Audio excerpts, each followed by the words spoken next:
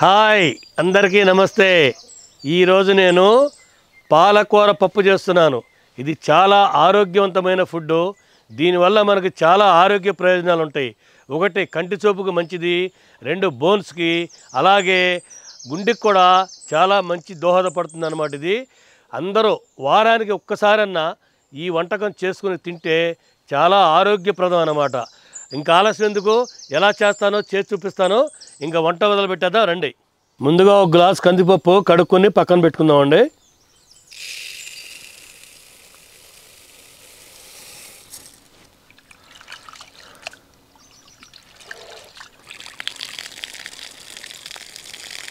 మన పాలకూర పప్పు కావాల్సినవండి 4 కట్టలు పాలకూర, కొంచెం కరివేపాకు, కొంచెం కొత్తిమీర, ఒక మీడియం సైజు ఉల్లిగడ్డ, ఒక 10 నుంచి 15 పచ్చిమిరపకాయలు, ఒక చిన్న నిమ్మకాయ సైజు అంతా చింతపండు.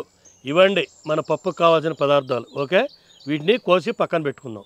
ముందుగా మనం ఈ చింతపండుని నానబెట్టుకుని పక్కన పెట్టుకుందాం.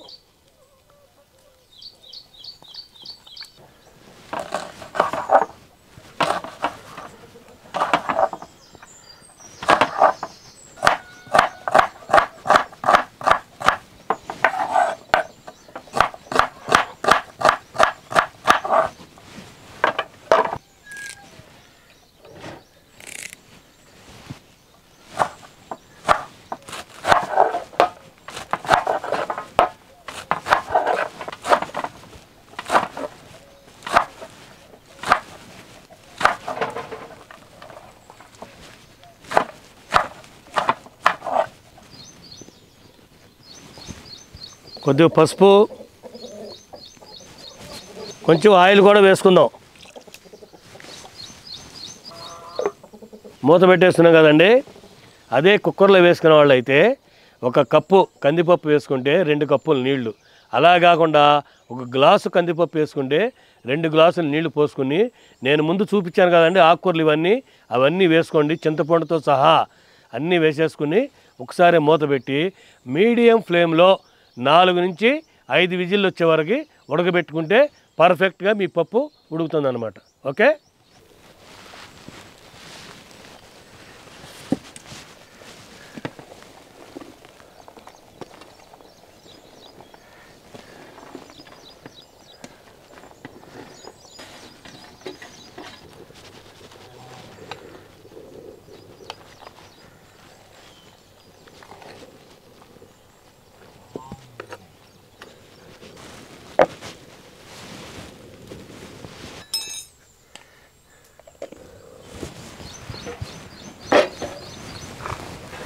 పప్పు ఉడికిపోయిందండి.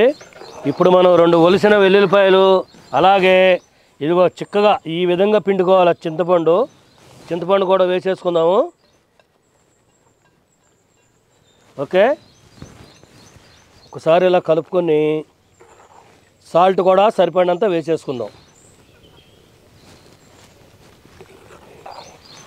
ఇప్పుడు చింతపండు వేస్తున్నాం కదండి, ఒక 5 నిమిషాలు ఇలా పొయ్యి మీద బాగా మగ్గనిద్దాము. ఇలా కలిపేసుకుని మూత పెట్టేసుకుందాం. అయిపోయిందండి. చూసారా, ఈ మాత్రం ఇలా చిక్కగా ఉంటేనే, మరీ గట్టిగా లేకుండా బాగా లూజ్గా లేకుండా ఈ మాత్రం ఉంటే పప్పు చాలా బాగుంటుంది. చూసారా, ఇలా ఉండాల.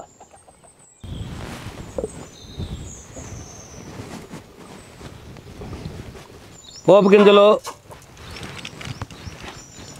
వెల్లుల్లిపాయ,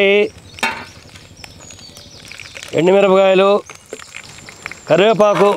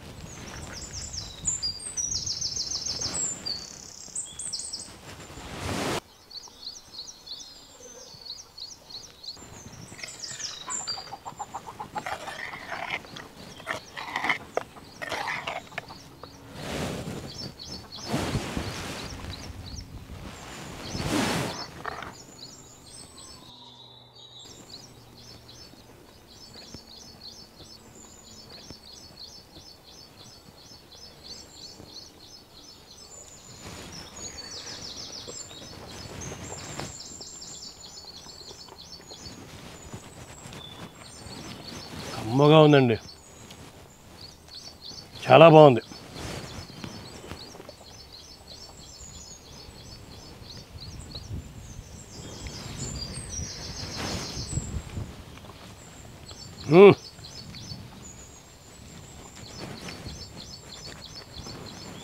చాలా బాగుంది.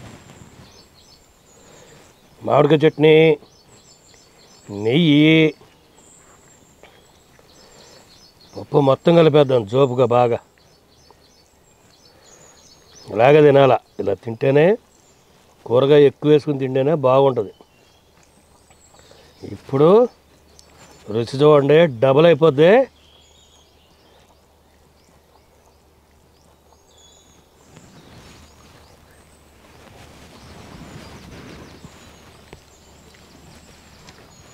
అబ్బాబాబాబాబాబాబా, సూపరు సూపరు, చాలా బాగుందండి. ఈ మిరపకాయలు ఇలా పిండుకొని ఇందులో నూనె అంతా పడితే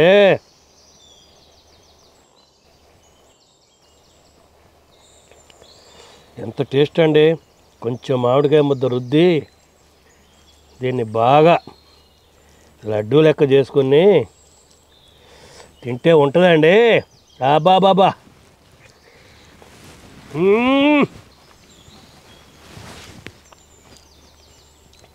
ఎంత రుచో చెప్పలేను, అంత రుచిగా ఉంది. అసలే మర్చిపోయానండి.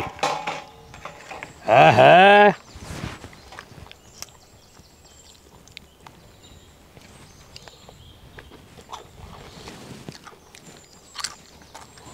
మా సబ్స్క్రైబర్స్ అంతా నాతో పాటు కలిసి కూర్చుని తినాలి బాబాయ్ గారు అని చెప్పి చాలామంది కామెంట్లు పెడుతున్నారు.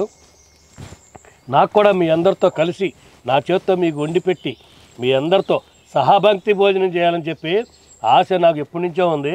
కాకపోతే మాకు ఇక్కడ కుదిరే అవకాశాలు లేవు కాబట్టి త్వరలో ప్లాన్ చేస్తున్నాము. అంచెలంచెలుగా స్టెప్ బై స్టెప్ అనమాట. కొంతమంది తర్వాత కొంతమందిని అందరినీ ఇన్వైట్ చేసి మీ అందరికీ నేను వండి పెట్టి, అంటే మీరు చూస్తుండగానే వండి పెట్టి మనందరం కలిసి కూర్చుని హ్యాపీగా భోంచేస్తాం. అతి త్వరలోనే ప్లాన్ చేస్తున్నామండి. తప్పకుండా చేద్దాం. మీరు లేనిది మేము లేనండి. మా సబ్స్క్రైబర్సే నాకు బలం, కొండంత బలం.